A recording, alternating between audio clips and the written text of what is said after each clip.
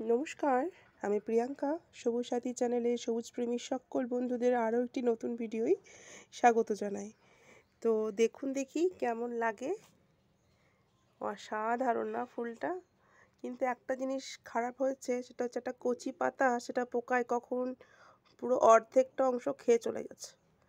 জানেন, এই পাতাটা বেশ সুন্দর আছে, পাতাগুলি বেশ সুন্দর। প্রথমে আমি এই গাছটি বুঝতেই পারিনি যে এটা কী গাছ, এটা কী নাম। তো এটা হচ্ছে বেগুনিয়ার একটা ভ্যারাইটি, বুঝলেন তো? এটা বেগুনিয়ার একটা ভ্যারাইটি। বেগুনিয়ার প্রচুর কালার হয় ফুলের, গোলাপি, সাদা, হলুদ হয়। এটা একটু অরেঞ্জ অরেঞ্জ ভাব কালার ফুলটা, ভীষণ সুন্দর। এই দিক থেকে আর একটা বেরোচ্ছে, আবার ওই যে ভেতর থেকে আর একটা বেরোচ্ছে। খুবই সুন্দর একটা ফুল।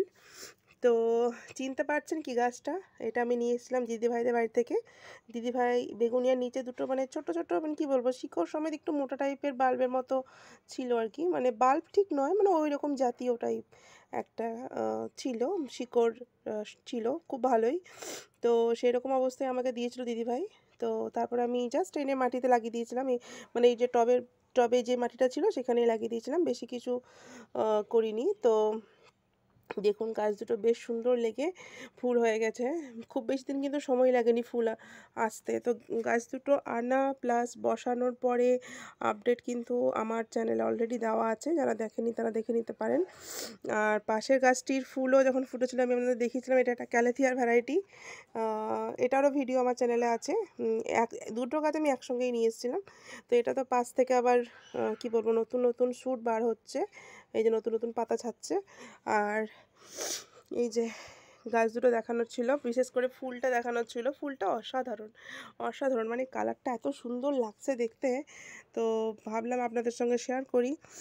আর যদি বলেন যত্ন, কোনো যত্নই করি না। দেখুন না, পোকাতে খেয়ে গেছে। এই দেখুন, এই যে দেখুন, এইটা তো অর্ধেকটা খেয়ে চলে গেছে, পোকাতে খেয়ে গেছে। কোনো ওষুধপত্র কিছু দিই না। নিচের গাছে বেসিক্যালি যত্ন কম করি, তো তাই এইগুলো হচ্ছে মানে সেরকম মানে সেই জায়গাতেই নিচেই আছে যেহেতু, তাই এদেরও যত্নটা হচ্ছে না ঠিকঠাক। আর তাছাড়া বিগত বেশ কিছুদিন ধরে আমি অসুস্থ, তার ফলে আরোই বেশি গাছপালা আমি এখন সময় দিতে পারছি না।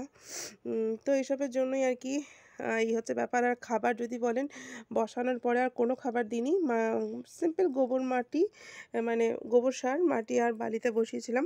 তো তারপর থেকে তো আর কোনো খাবার দাবার কিছুই দিইনি। তো গাছটা দিব্য হচ্ছে আর খুব ভালো লাগছে। মানে ওরা আমাকে ভালোবেসে ভালোই ফুল দিচ্ছে। আমি তো ওদের সেরকম যত্ন করতে পারি না, হয়তো আরও যত্ন করলে আরও সুন্দর, মানে আরও বেশি গ্রোথ হতো।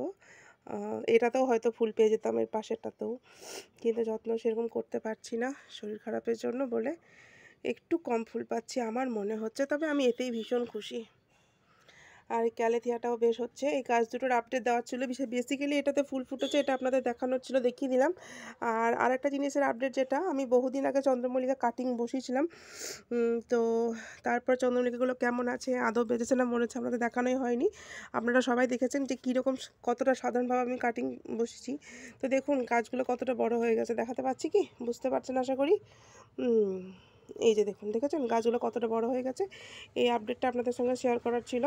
এটা নিচেতে রেখেছি কারণ এখানে গ্যারেজের ওপরটাতে আমাদের সেট আছে, মানে নাহলে বৃষ্টি জল পেয়ে আবার পুরো ভিজে যেতে পারে, সেজন্য নিচেই রাখা আছে। তো এই আপডেটটা দেওয়ার ছিল, এইটুকুই, আর বেশি কিছু না। আজকে ভিডিওটা অযথা লং করব না। ভালো থাকবেন সবাই। আবার নতুন ভিডিও আপনাদের সঙ্গে কথা হবে। ভালো লেগে থাকলে একটা লাইক করে দেবেন। আজ এই পর্যন্তই, নমস্কার।